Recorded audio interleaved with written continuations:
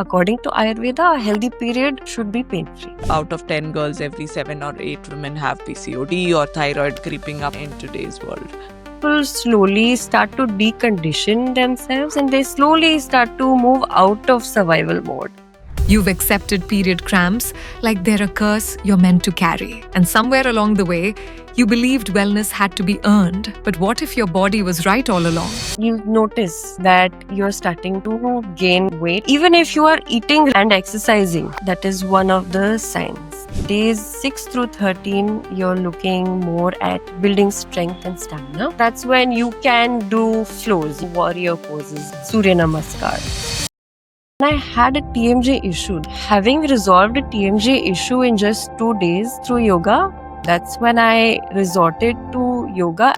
Ashima healed chronic pain, fatigue, and imbalance through yoga, meditation, and Ayurveda. And in this episode, she shares the solutions that could change everything for you too. If you're enjoying Decoding with Jaslin, please consider subscribing to the channel. It makes a huge difference in helping us to bring you the kind of guests that you would like to see. We would also love to hear your opinions in terms of the topics and content you would be interested. So please drop in your comments to share your feedback. Thank you for giving us your time. Welcome to Decoding with Jaslin. Today, we are thrilled to host Ashima Sood, the founder of Ascend. Ashima is a dedicated student of Vedanta, Bhagavad Gita, Yoga Sutras, and Ayurveda. Her journey began with a disenchantment with her accomplishments in the academic and corporate spheres, prompting her to question what is missing. This powerful desire inspired her to create unique retreats, workshops, and yoga flows through Ascend. We are excited to have her today and to decode yoga, meditation, and Ayurveda through her unique perspective. Welcome to the show, Ashima.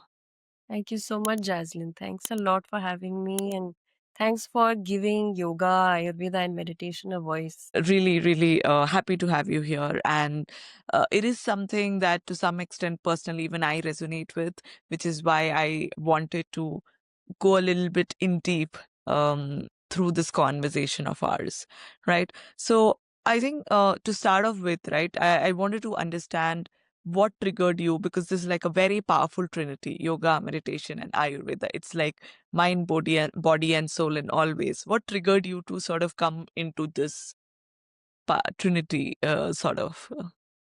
So, like you said, Jaslin, um I got into this very organically, to be honest. It was something that I didn't see coming at all because I was a typical type A personality and my background is in design. So I have a bachelor's in architecture from Manipal. And being a strategic planner, I wanted my career to go a certain way. And I went in for a master's in interaction design. And I felt like I was in the right place at the right time, being a UX designer. But this was creeping up on me slowly and parallelly because yoga was already in my personal life. And it's something I had done. I'd been exposed to as a child. I had been exposed to it in the art of living. That's when I started at the age of 10. So that's where it really got into my personal life. Cut to when I was a grad student. It came back into my life for many different reasons. One was, of course, I was stuck indoors during winters and I felt like I needed to move my body. So the natural, naturally, I gravitated towards yoga. And when I had a TMJ issue, that's when I resorted to yoga. And at that time, I was very much in the mindset of I'm a student, I should save money. And that's what I was going for. But having resolved a TMJ issue in just 2 days through yoga, that is what made me feel like, I need to really sit with myself. That's when meditation also became a big part of me. And Ayurveda came again organically when I wasn't even looking for it. I, um, I of course, I had a dysmenorrhea issue, but I went to an Ayurvedic doctor, not for myself, but to accompany someone for another completely unrelated issue. And this doctor checked our pulses and he told us what was wrong with us. So, me being me, wanting to know why that worked, how did it work, that's when Ayurveda came in. So, it came in slowly, it crept up on me, and slowly I started to see that this needs a space in the tech environment. It needs a space where we're also worked up.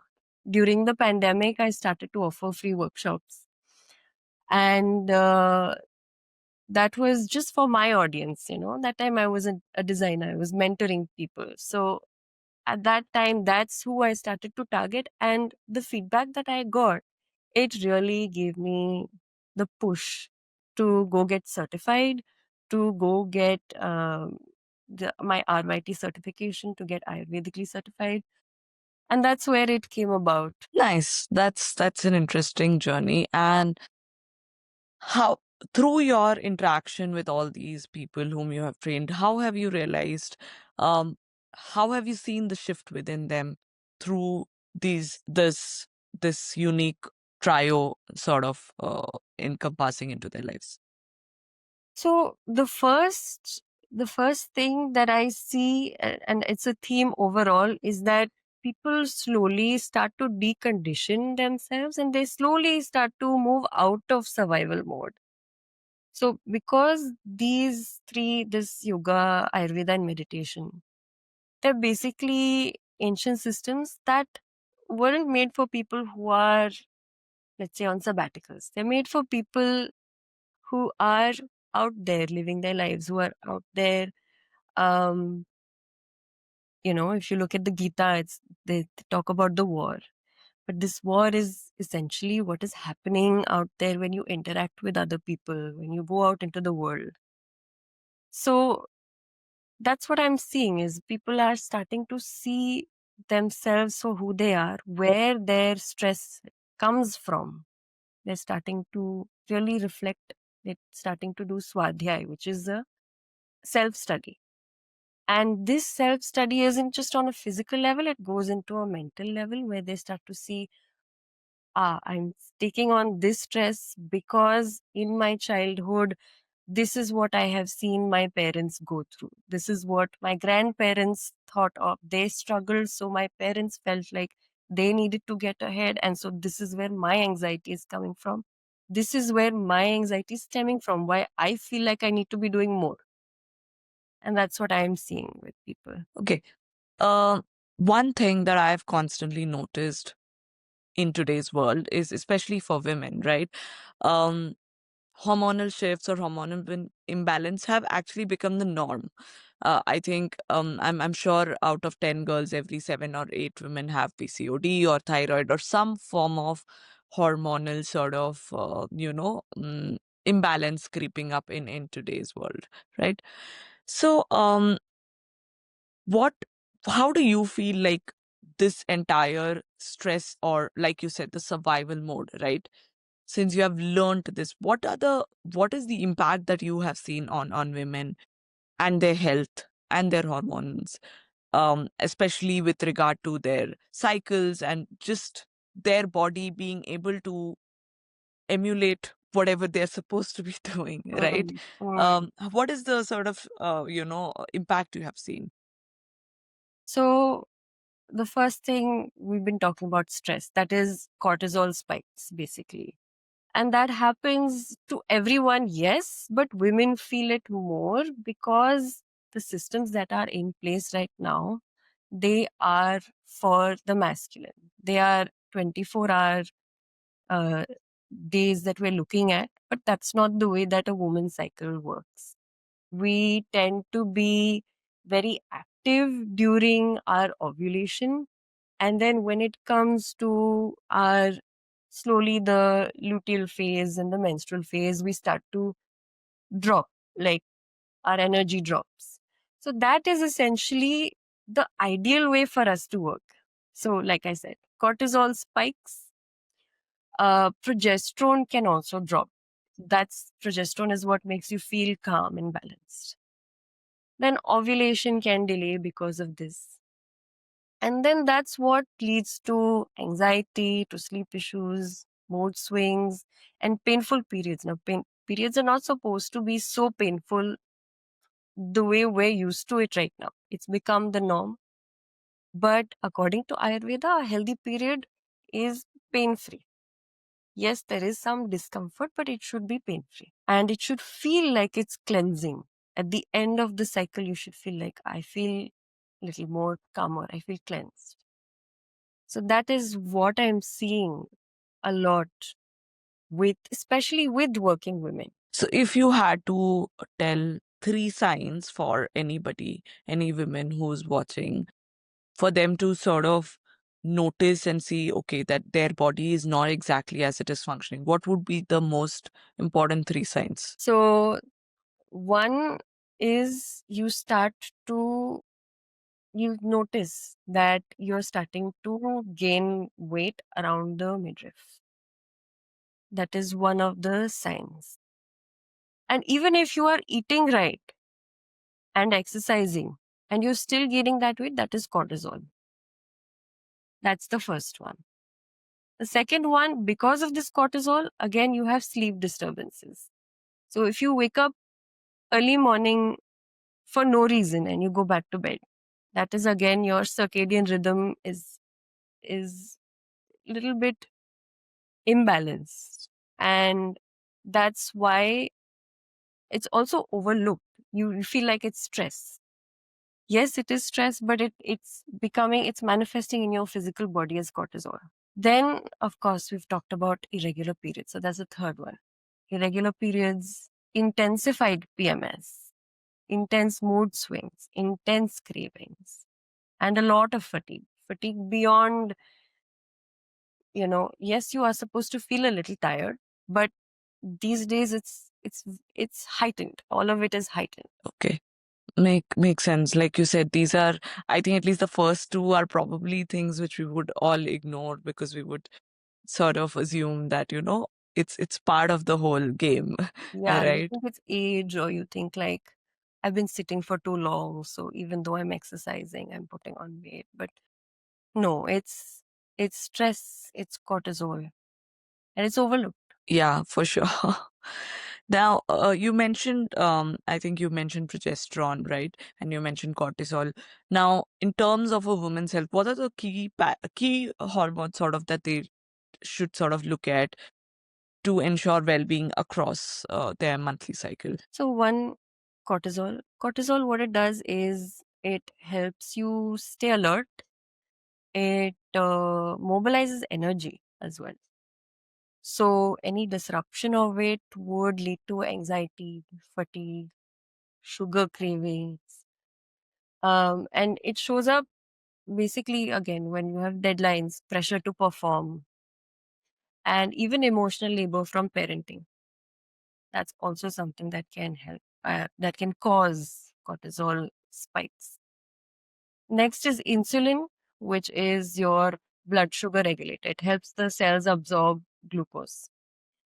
Uh, Now, this again, it can be disrupted when, let's say, you skip a meal between meetings, or if if you want to have a quick snack, let's say, and you have too many carbs, then again, you're disrupting the glucose levels in your body.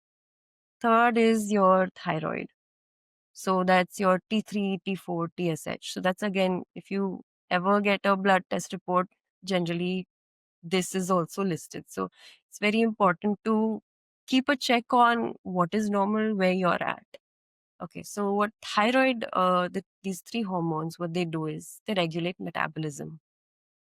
And that also leads to basically brain function as well, slowly.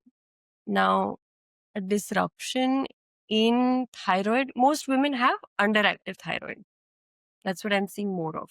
So that causes fatigue, poor concentration, even cold sensitivity could be thyroid. So if you are feeling cold, we are in AC a lot, and women do tend to feel cold, yes.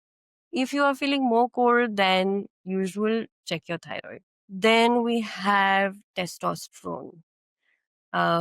Women also need it. So we need it to stay motivated, to be confident, and it's very important for muscle tone as well. So what we're seeing in PCOS is high levels of testosterone, which means we are pushing ourselves, we are imbibing this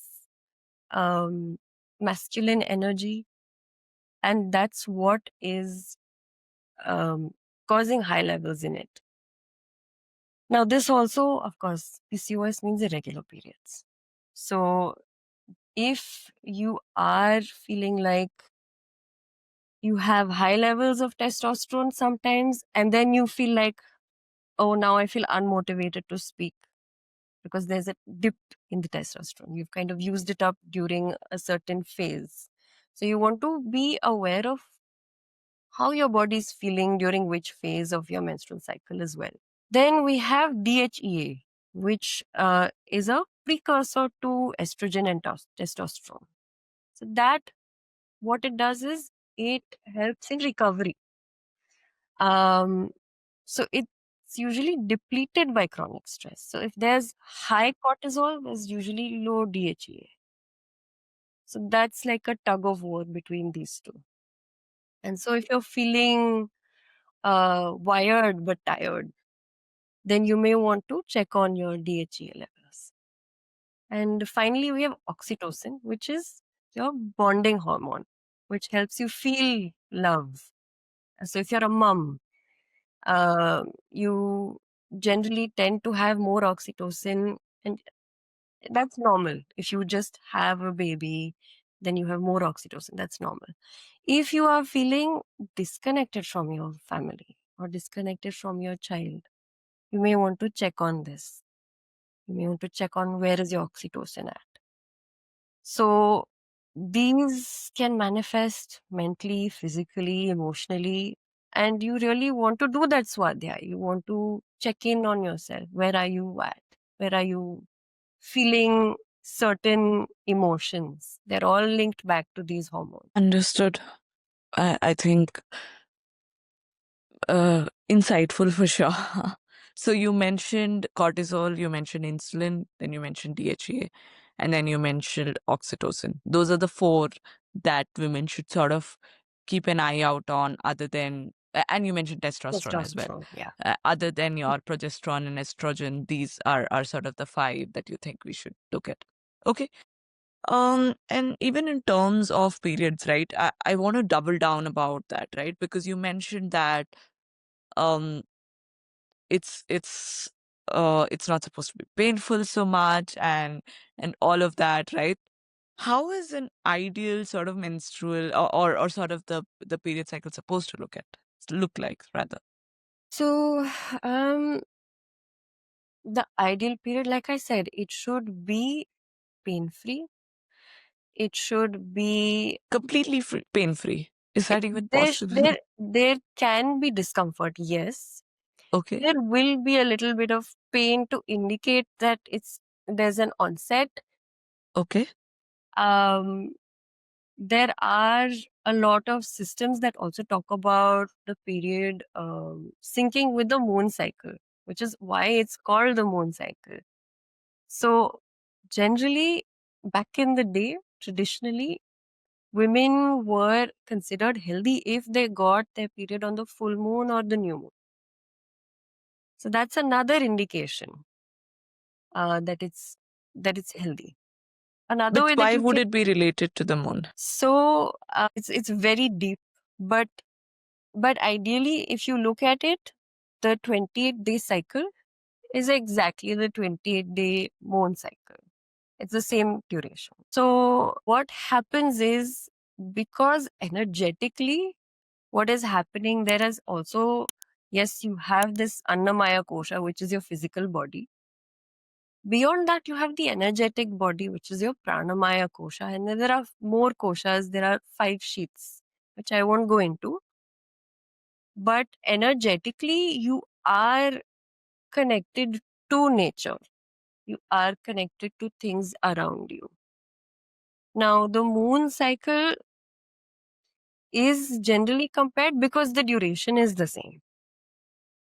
and energetically your prana is also connected to the outside. So that's why you'll see also fasting like Ekadashi. It's the 11th day of the moon phase. So that's a good day to do some cleansing. Why? Because your body is also made of water, and moon has a very um it has a gravitational effect on tides, basically, right? So you see it in the earth, but this isn't just the water that's on earth, it's also the water that is in your body.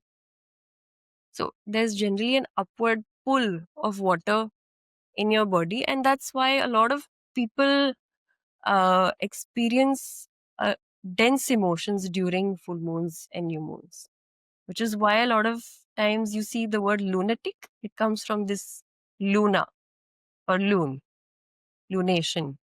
That lunatic, lunacy, that heavy, dense emotions where people were considered to go crazy, that is essentially just a byproduct of the moon's energy and your energy. I In know it sounds esoteric and it sounds like it's out there.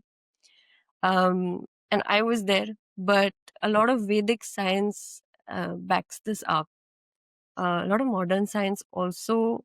There are a lot of studies that are being conducted that back this up. it's interesting for sure. I've not heard this before. I at least did not know of this.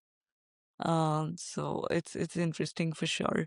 The next thing I want to sort of go into is you are also very you prepare yoga flows for women and things like that. So what are so go walk me through a woman's cycle and tell me what do you think are say maybe one or two yoga poses which might be ideal for each phase, and are there poses or you know exercises that they should avoid during certain phases?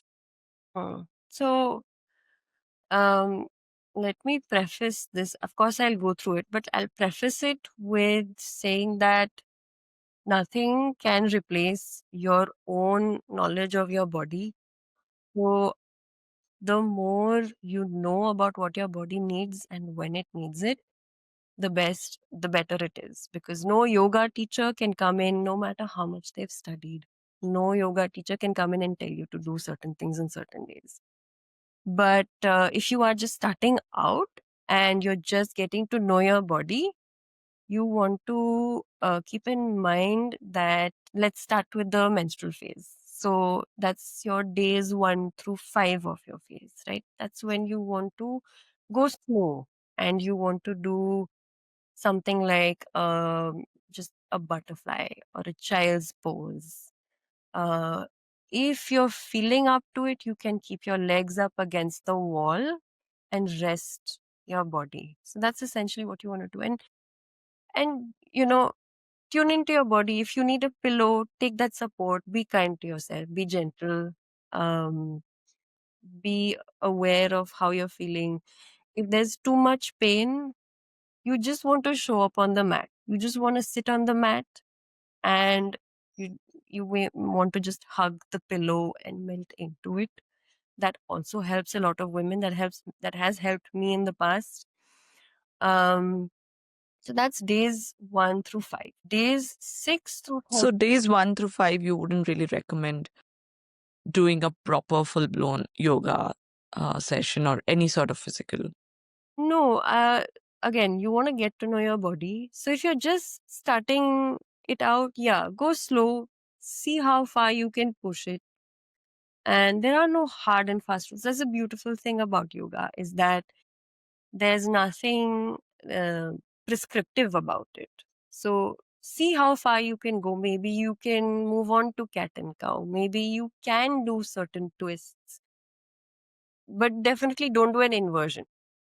Don't do an inversion because Inversion is basically head down, any sort of yeah, exercise which would yeah, have your head down. yeah. Okay, Anything that especially lifts your hips up. Head down, you can do with your hips okay, outward.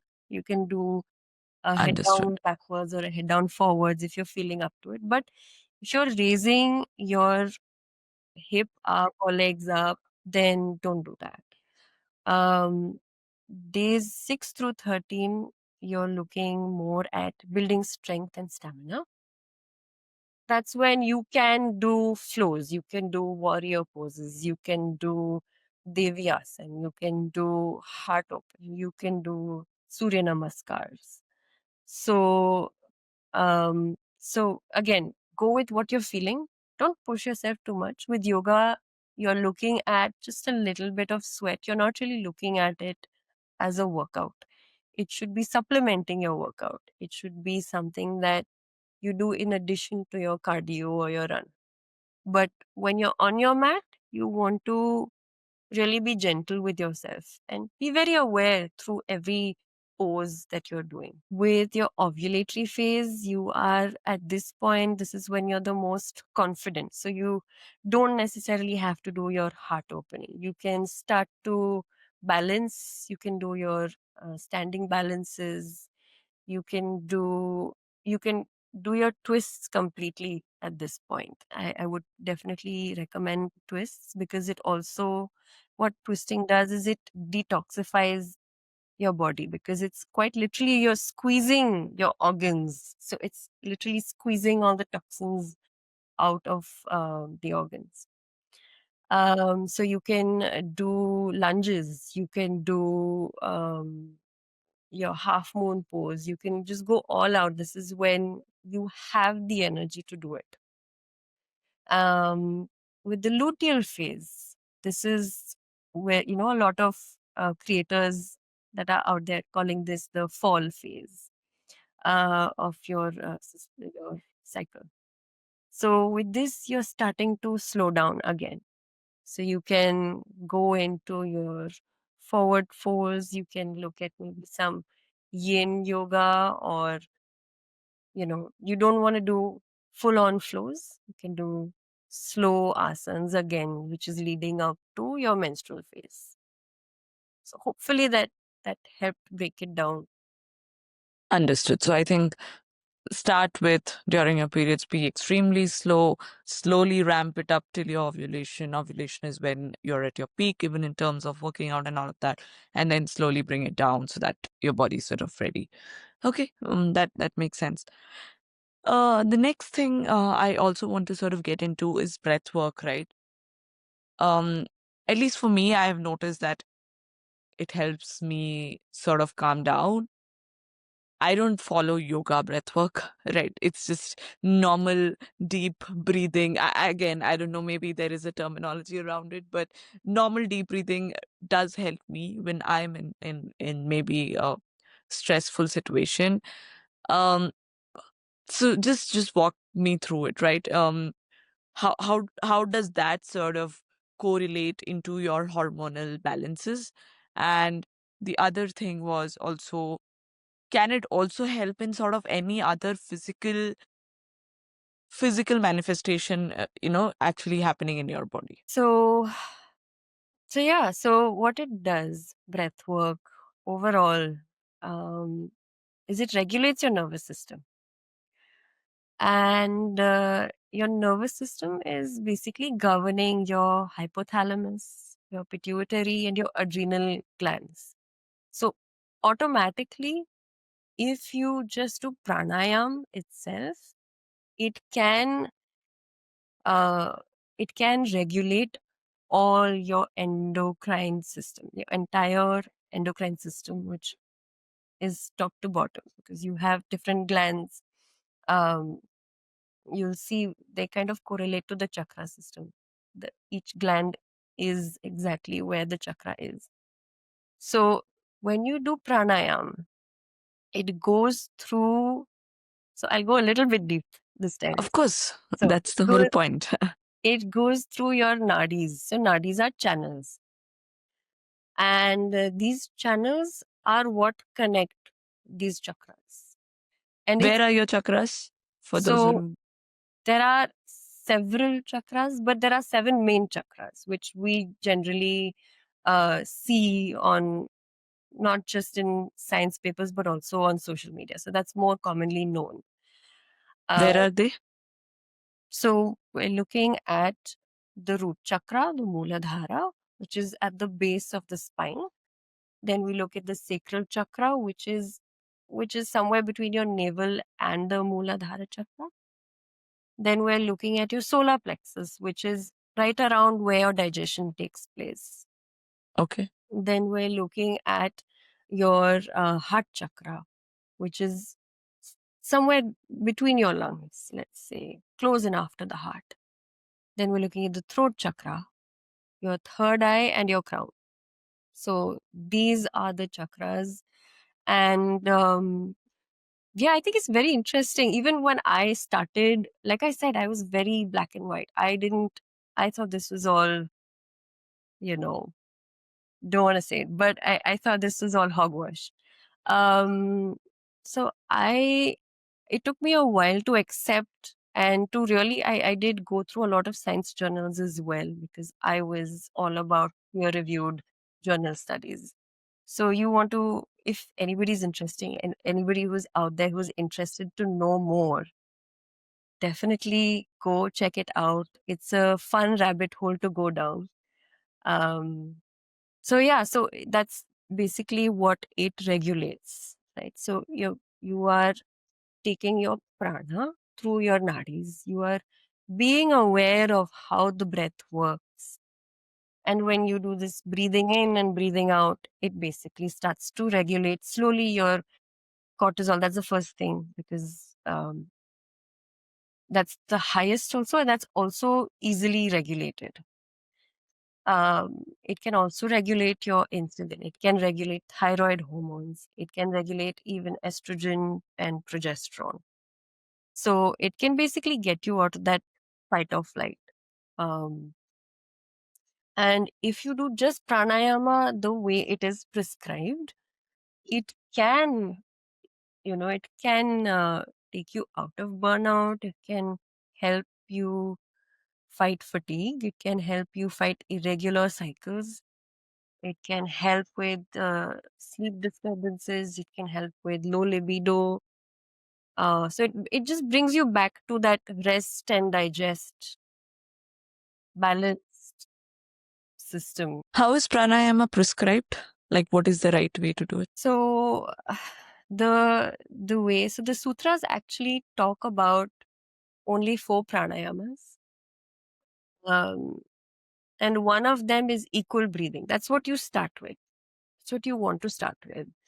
Right now, everybody has completely dysregulated breath. So we're not even aware of the equal breathing. We're not even aware of our stomachs first inflating, then our chest, and then our throats. That's how it's supposed to fill up. So equal breathing basically means from your stomach till your chest. Is that what So you mean? you fill it Okay. up, and the more you start to do it, the more natural it feels. The more you feel like, why didn't I do this before? And I felt this when I was 10. I don't know what stress I had when I was 10, but when I was at the Art of Living course, I felt like I can breathe better after this pranayama. So first is you regulate yourself, and then you can go on to retention, which is you inhale, you hold. That is the second pranayama in the sutras.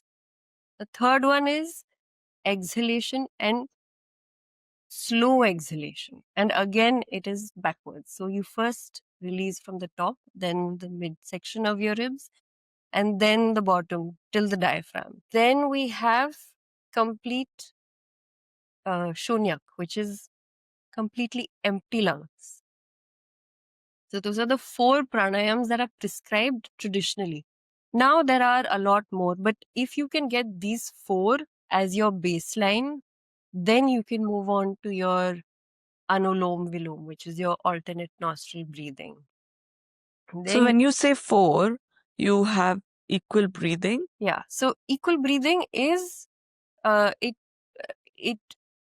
can comprise of these 4. Okay. So 4 in the sense, okay, just actually breathing into all 4 regions. Okay, understood. So this And is, breathing out. yeah. So this I'm talking about if you start to slowly build this practice within yourself, if you start to slowly breathe normally, you will see a change. You will see a change in whatever has been ailing you. It will slowly start to, you'll slowly start to come out of it. And it depends on where you are in your Samprapti. Now, What is Ayurveda, Samprapti? Is Ayurveda, that yeah. what does that terminology mean? Sorry. So I'm getting to that. So Samprapti is essentially pathogenesis. And Ayurveda looks at 6 stages of it. So it starts to first accumulate. Toxins first start to accumulate. Then it starts to aggravate. Then it moves around the system. Then it localizes. After this localization, it starts to again, um, you start to embody these symptoms. It starts to manifest basically. So then finally we have, you know, the 6th stage, which is a very dire stage, which is when people start to get cancer, which is when people start to get really like autoimmune diseases, or they start to their organs start to fail.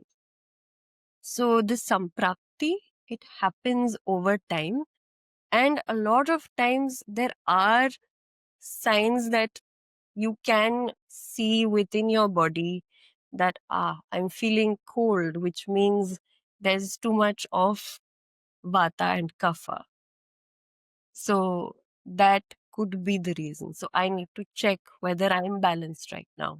What is Vata and Kapha to simplify for our audience? So we have 3 doshas in Ayurveda: vata, pitta, and kapha. Vata is dryness, coldness.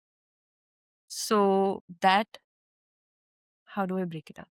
That is vata. Pitta is characterized by heat and heaviness. So if you are feeling hot, and these first two are very common these days. The third one is kapha. Kapha is if you have a grandmom who is into Ayurveda, then this is a very common term, because kapha literally moved down the etymology line and became cough. So cold and a cough. Kapha is essentially the phlegm. So it is unctuous, it's also heavy, it's oily. These feelings within your body, that is what Ayurveda looks at. So modern science looks at disease as symptoms. But Ayurveda looks at it as, what does it feel like in your body? Again, I'm boiling it down a lot. There's a lot more to it. But I'm just trying to boil it down and concise it. But I'm happy to elaborate if you have any questions. One thing I wanted to, actually, 2 questions sort of coming through those, right? One is, I think one of the things you mentioned was that yoga should not be your main workout. It should be supplementing your workout. But nowadays, a lot of people um, almost push it like a main workout, right?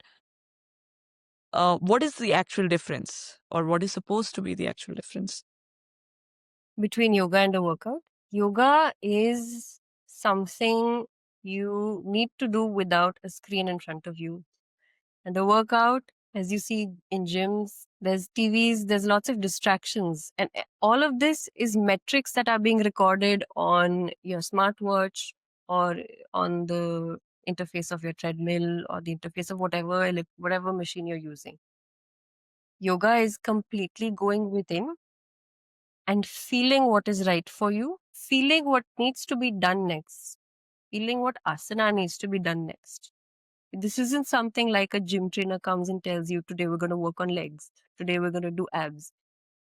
Yoga is completely, what does my body need right now? It's totally internal. And yoga, we think of it as just as something that you do on the mat, but it is very much a lifestyle. It's what you take beyond the mat. It's that sense of calm, balance, completeness that percolates into your life, and you have to sort of take it forward and work on it. And it's like I said, there's also an aspect of swadhyay, which is self study, which is, when do I feel triggered, when do I feel cold, when do I feel sad. So it could be emotional, it could be mental, it could be physical, and all of it, it's completely holistic. It's all yoga. Makes sense. Uh, but if you are somebody maybe who listens to your body, it could also become that, okay, you truly feel like stretching out your body to an extent where it is sweating, where it becomes a uh bit almost very in line with the workout, right? In the sense of being able to move your body completely, actually sweating, actually feeling that yes, all my, like I can feel that every part of my body has moved, has stretched, has been worked out, right? That sort of synchrony is still yoga, right? Absolutely. If you're there, then great, good for you. Okay.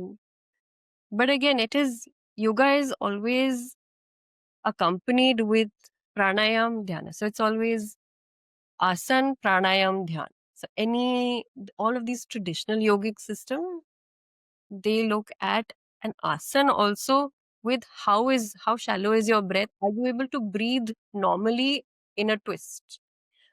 And are you able to focus on that, or are you waiting to get out of it? So where is your focus? All of these things are yoga. So it's basically that, complete sort of coming together of your mind, body, and sort of soul Yes, yes. feeling. And that is, I wouldn't say an escape, but that is what really helps people who are stressed out to have something else to focus on, which is so much easier to focus on. But we as humans like to overcomplicate everything, and we like to focus on, what is my next to-do list? What do I need to do next? What do I need to buy? What am I doing at this time of the day? When is my meeting? This is what we do to ourselves. Now, going to Ayurveda, right? I want to deep dive into it a bit. So, Ayurveda, can I say, is more of a lifestyle than say a medical practice? Yeah, absolutely. It is, all of these are um, proactive health modalities. Yeah. Okay. And how do you see the sort of intersection of Ayurveda and, your modern medicine? Okay. So Ayurveda, I'll break it down in Sanskrit, literally means the science of Ayu. Ayu is your lifespan. So while you're on this earth, this wisdom is going to help you.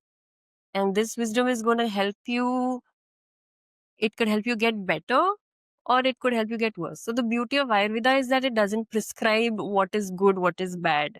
It's up to you what you want to do with this knowledge. Science is more of symptoms, looking at symptoms. Modern science has been all about uh, trying, sample sizing, and it's all trial and error. Slowly, though, modern science is catching up to Ayurveda. I know we feel like it's the other way around, and I was in that boat as well. But slowly, modern science is catching up to Ayurveda, because Ayurveda, what it does is it looks at your body at a quantum level. It looks at the composition of your body. So, by composition, what I mean is your body is composed only of the food that you eat. There is nothing else that makes up your body. The food that you eat has certain characteristics and qualities. And these characteristics and qualities can be modified by applying heat to it, which is cooking, by adding spices to it, by adding um, other substances to it. All these qualities change and it goes into your system. And that's what nourishes your cells, your tissues. And that's what Ayurveda looks at. Now, the intersection, I know we feel like it's very close, but I personally feel like it's pretty far. Like modern science needs to get there. Slowly it is starting to um it is slowly starting to cater to people who are looking at alternative ways of healing. So just the other day I was reading how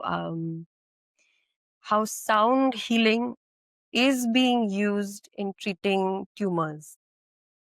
So that is now the norm. That is something that is slowly catching up. Sound healing, again, it may not be pure Ayurveda, but it is again looking at it at a quantum level. It's looking at your atoms and molecules that make up your body at a vibrational level. Got it. Now, obviously, Ayurveda is a very, very deep science and all of that. But what are, say, some basic principles, dietary or food habits, that women can sort of incorporate into their life to, like you said, to it's a life science, so sort of to make your life a little better. Hmm. So, the most important thing in Ayurveda is your digestive fire, and they call it Agni. So, to keep it strong, you want to avoid, let's say, cold, raw processed foods. I know we love to go for salads, but there is a time and place for salads. You can have salads, and you should have a few raw things, yes. Um, but for example, right now monsoons are imminent, so don't have raw now. Don't have something cold now, because that will again lead to hormonal balance. So warm cooked foods, easy to digest meals, that's what you want to go for. Second thing you want to do is eat according to your doshas. So be aware of what is your prakriti. And there are lots of tests out there, yes, but I would strongly suggest that you go to a good Vaidya, to someone who has been practicing this for generations, and just get yourself assessed. So you eat according to your prakriti. So, for example, in my case, because I have a dry composition and a heaty composition, I have to avoid spices. I have to avoid overly spicy things. I have to avoid cold things. I have to avoid uh, things that could dry out the body. So, for example, pulses, even though they are good for you, I need to make sure that I soak dals before I eat them. That's just one example of how you can eat according to your own practice. And what is the difference that you've noticed in your body by following these principles? So my body was completely unbalanced. I had traveled so much and in such different environments, um, that also my body was completely dried out by living in the states where I was exposed to internal air conditioning. So I was just drying out my body.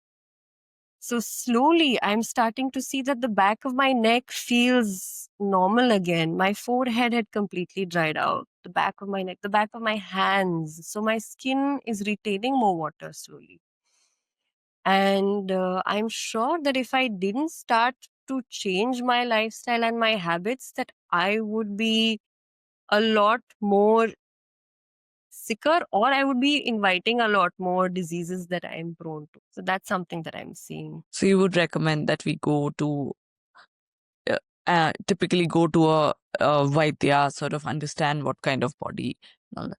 Yeah, Are there any generic principles that people should be following? Like, these days it's all about caffeine, hard drink, your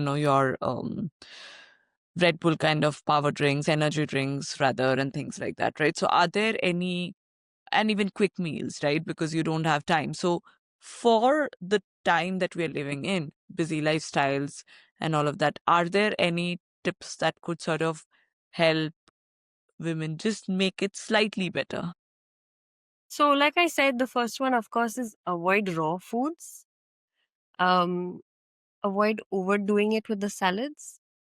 Have your salads in the middle of the day. Don't have a salad for dinner. Don't have a salad for breakfast. Uh, your meal timings is something that you want to be very mindful about. Digestion is strongest in the middle of the day.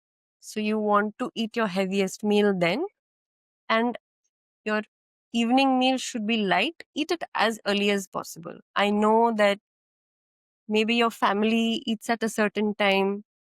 Start slow. Start with slowly taking it back by a half hour, taking it back by 20 minutes. Whatever works for you, because it needs to, all of these things need to work for you. It needs to fit into your lifestyle. So, whatever you can slowly start to incorporate, start with that. And of course, caffeine, you completely want to avoid it. Unless, so Ayurveda looks at coffee as a medicine. So it looks at it as a laxative. So Ayurveda would definitely not, it would neither condemn nor condone coffee, but try to make it before 4. Have your last coffee before 4, if at all you do need to have your coffee. Try to have uh, less stimulating coffees. Switch to decaf if you really, really need it. But again, I would say don't even do that.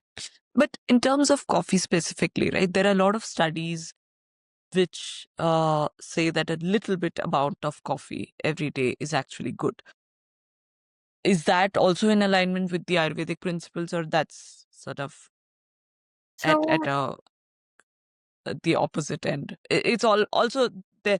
Also, even in terms of cortisol, they say, right, like a little bit of cortisol is good for you, right? A little bit of stress is good for you. So I believe caffeine also sort of, at least from whatever I've read, comes in that same category, that a little bit of caffeine is good for you, sort of.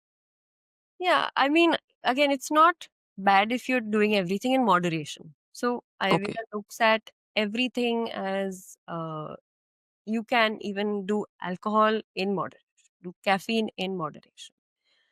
Uh, but be aware of what it's doing to your body. If coffee is, it is a diuretic. So if you keep going to the bathroom too often and you're getting dehydrated, then you want to be aware of what it's doing to you. So it's all about doing it in moderation, doing what works for you, and being completely aware of what your body needs. If you're having caffeine, supplement it with something hydrating. so Uh, caffeine dehydrates your body. it's a diuretic, so it doesn't necessarily dehydrate. Some people don't get dehydrated, some do. So it depends. Got it. So you should watch what it does to your body and sort of follow that. Now, moving on to the meditation part of your trio, right? Again, um, in today's world, meditation is very difficult to sort of incorporate, um, because unless somebody is very, very motivated to do it. So, are there small ways you can sort of put that into place to sort of just get a little bit of composure, or just get a little bit of that advantage, or to get yourself started through it? Huh. So what you can do is do a bite-sized meditation. Give yourself 10 minutes and just be with yourself in those 10 minutes. Don't think of anything outside of your little bubble. Visualize a little bubble around you. And in those 10 minutes, you could do breath work. You could do a reflection exercise. You don't necessarily have to shut your eyes and go inwards. You start to look at what happened through the day. What were your highs? What were your lows? Because a lot of us, we don't have bad days. We have a bad 20 minutes and then that ruins the rest of the day. So that's another thing that you can try to see, where did I lose it and what was the chain reaction that triggered a bad day. That could be a reflective exercise that you could also just journal for 10 minutes. Get something nice, warm, nourishing. Get yourself a green tea, a rose tea, whatever. Journal. be with your thoughts. Be aware of how you felt during the day. Maybe you can plan, but again, you want to do it from a place of awareness. So maybe at the end of those 10 minutes, when you are balanced and composed, that's the best time to plan ahead. Okay, understood. Now, overall, we discussed a couple of things in yoga, we discussed Ayurveda, we discussed meditation, right?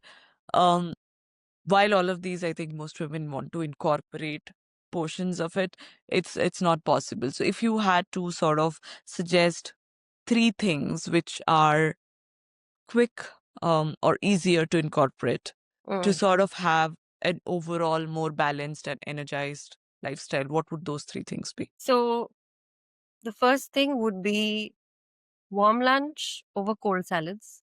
I reiterate this.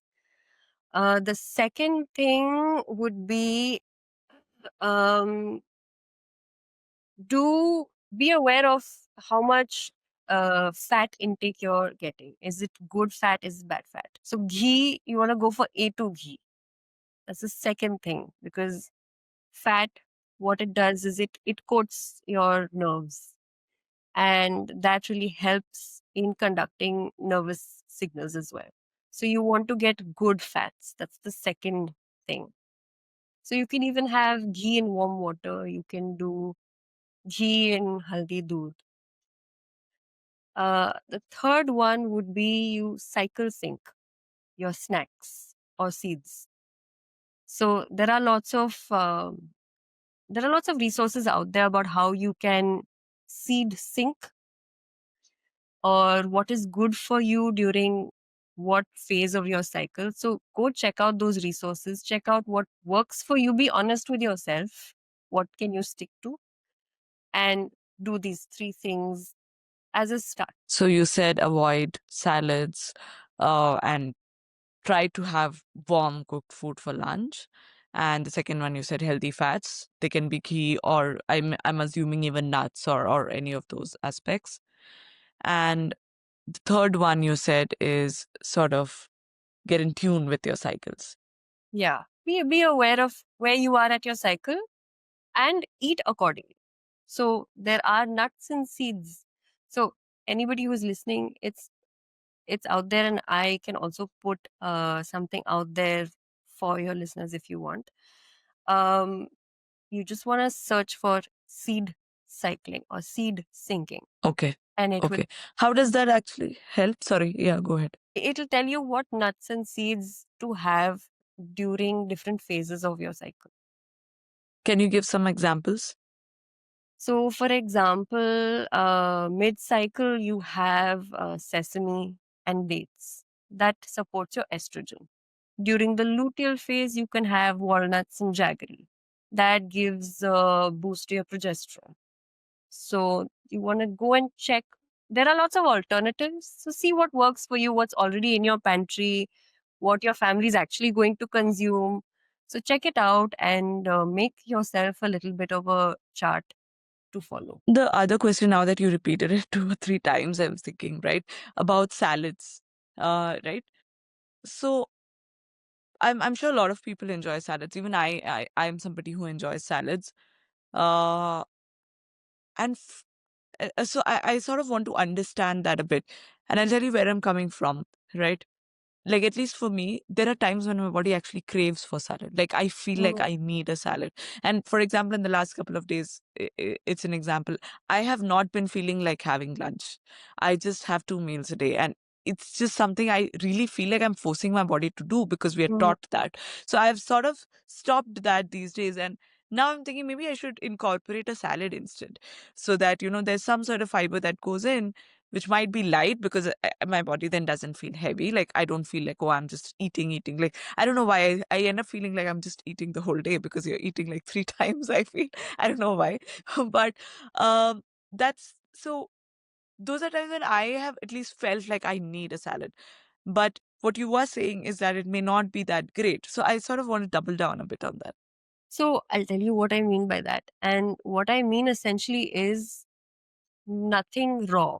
Or if you're doing raw, do it in moderation. So you can always do a roasted beet salad.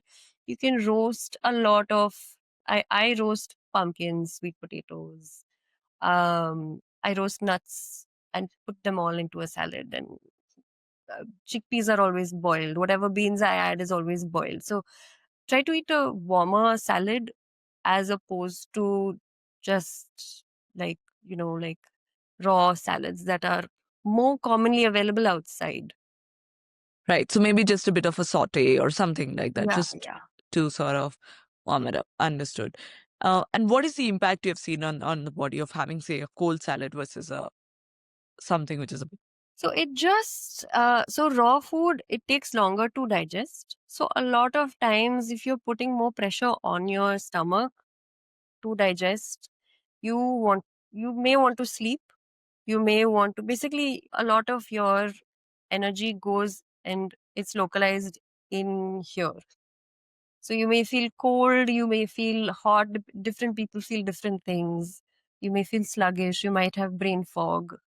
So just reducing the load on your digestive system, you have more energy to think, you have more energy to do. That's why fasts also, and by fast, I don't mean like dieting or crash diets, I mean fasts that are supported in traditional systems. So, traditional Indian fasts also are geared towards seasonal changes, towards what works for your system during different times of the year. So if you're following that, your body should ideally have more energy. And I've seen that with myself. Anytime I fast or eat light, my skin is clear, it's hydrated, I have less brain fog, I'm able to do more. It's just overall, your system feels cleaner. Yeah, I think that is why my body is also getting that inclination sort of naturally of reducing like the amount of number of meals during the day. But that's What is good your that view? Yeah, go ahead. Sorry. you are aware. Not a lot of people are aware, and that awareness itself is the start. So anybody who is feeling dull, drowsy, you want to check in and see what you're eating. Hmm. What is your view on this intermittent fasting? So intermittent fasting, it's become a fad. It's, if you overdo it, it's not good for you. You want to What check is overdoing it? if you are, let's say, if it doesn't suit your body, then you want to avoid it.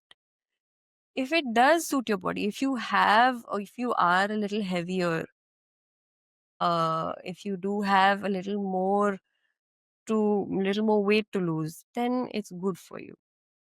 But again, you want to be aware of what you're eating also during those 8 hours, or whatever kind of, how many ever hours you've chosen to do. What you're eating is also important. So you can't just be intermittent fasting with the regular lifestyle that you do have. It needs to, if you're going to change the number of hours that you're eating, then you want to change what you're eating as well. I think that makes a lot of sense, especially uh, I am somebody who believes that you should listen to your body. And like for me personally, intermittent fasting doesn't work. And I think I sort of get it because when I'm typically somebody who has dinner a bit early.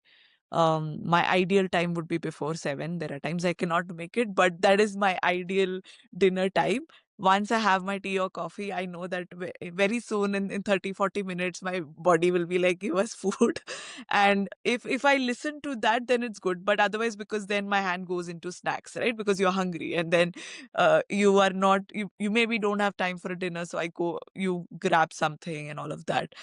And that particular thing has, at least that listening to your body, at least for me, has really helped me because it has really helped me even in terms of not overeating, right? Now I don't eat because, oh, there is only, say, half a slice of a pizza left. I'm like, you know what, I can feel it that I'm done. That half is going to make my body feel like I have overeaten, or that sluggishness or that heaviness. So I don't push myself.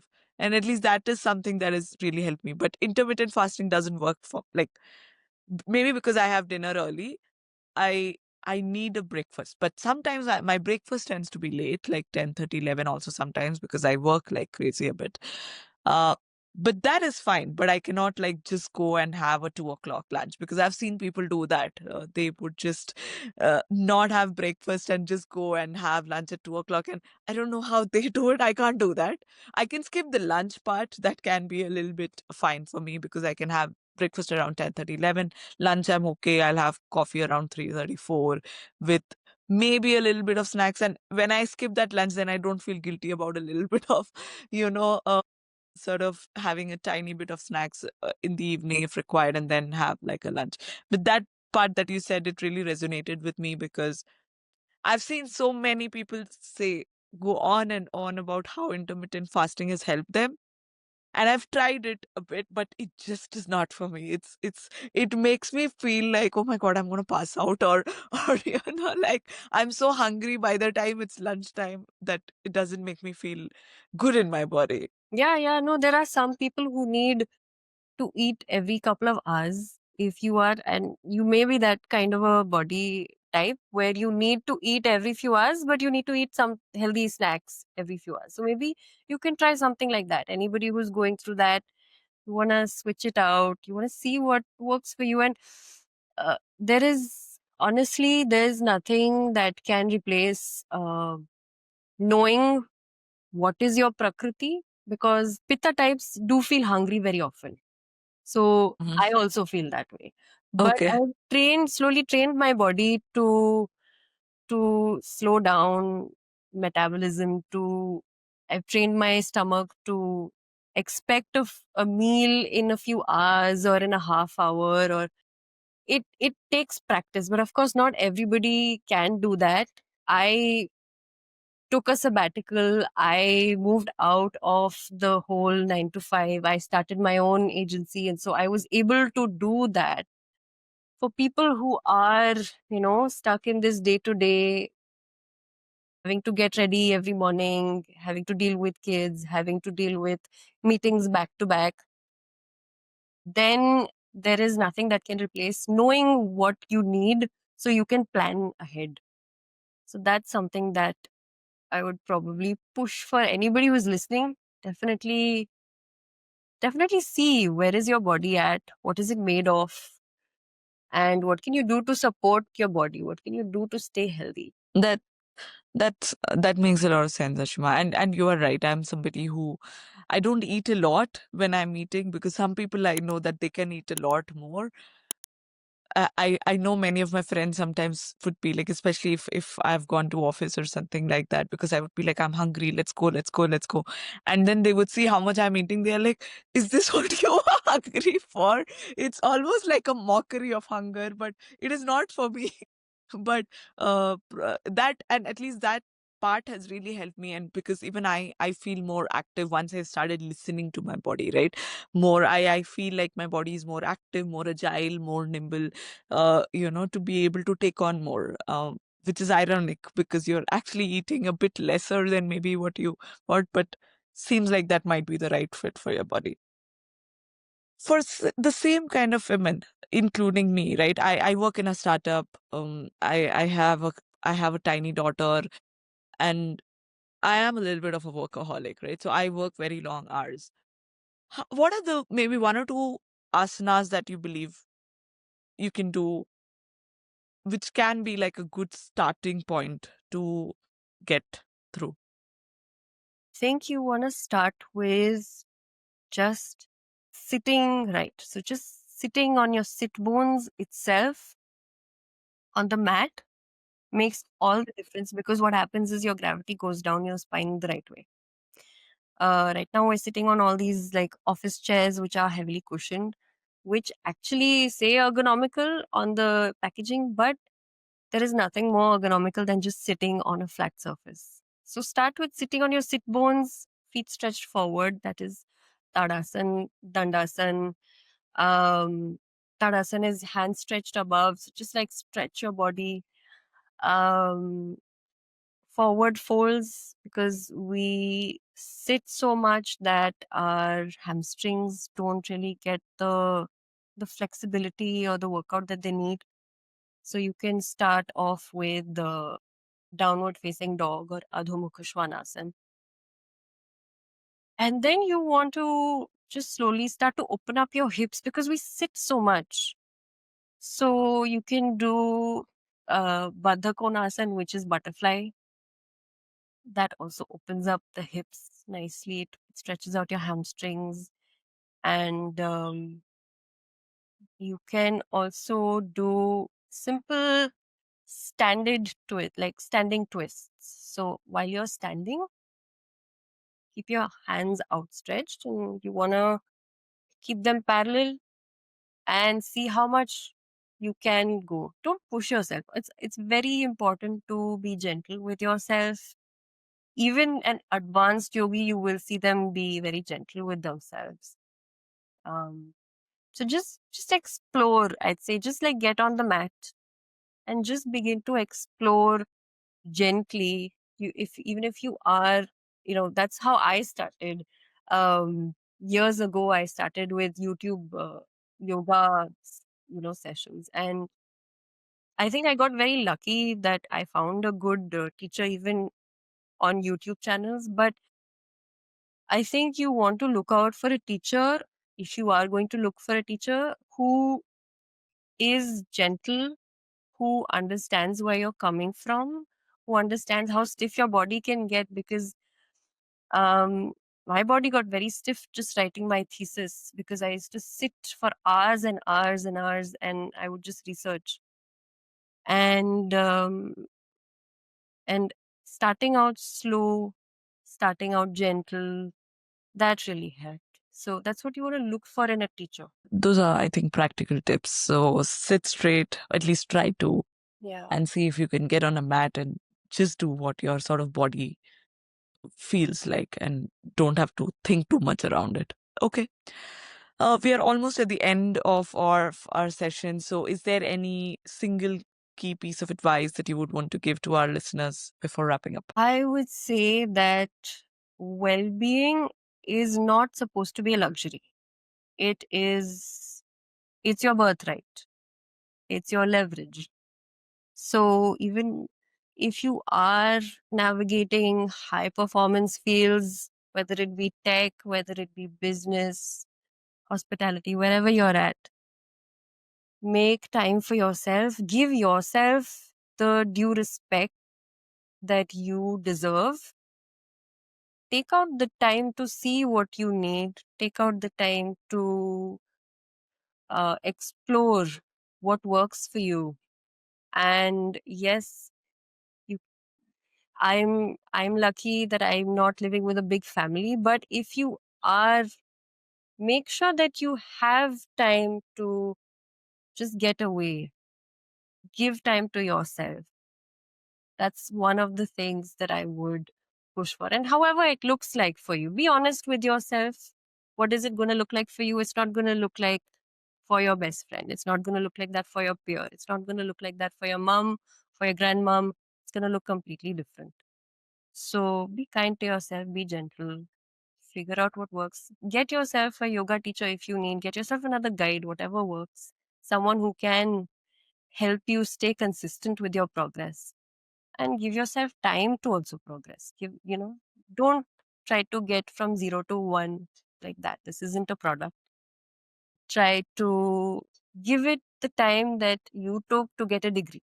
Let's say you took 4 years plus whatever, you may have gone in for a master's, you may have gone into upskill some more. So think of it as something that is, you're going to work on yourself for the long run. It's not like a quick win. That's I think that's very good advice for today's world, because I think especially the last part, right? Everybody wants to get there now, Mm. and at least for these things, I was, it is important. yeah, I was there. I feel you. Um, yeah, it's a mindset change.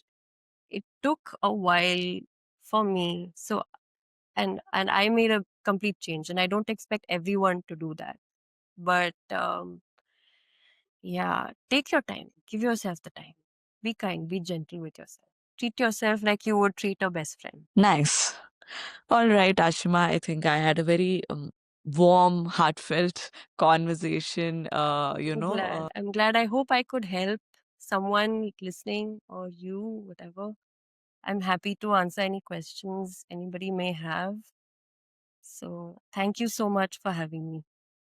It was a total pleasure, Ashima. And for all everybody listening, we would definitely link up Ashima's socials and contacts below in the description. So if you want to go and check her out, she curates yoga wellness journeys for individuals. So it would, if you are looking for that, she would definitely be a good person to sort of walk you through that journey. And it's been amazing talking to you, Ashima. Um, I think just talking to you, I feel so centered right now in terms I'm of glad. what we are hurrying to do. So it's been amazing, and thank you so much for your time.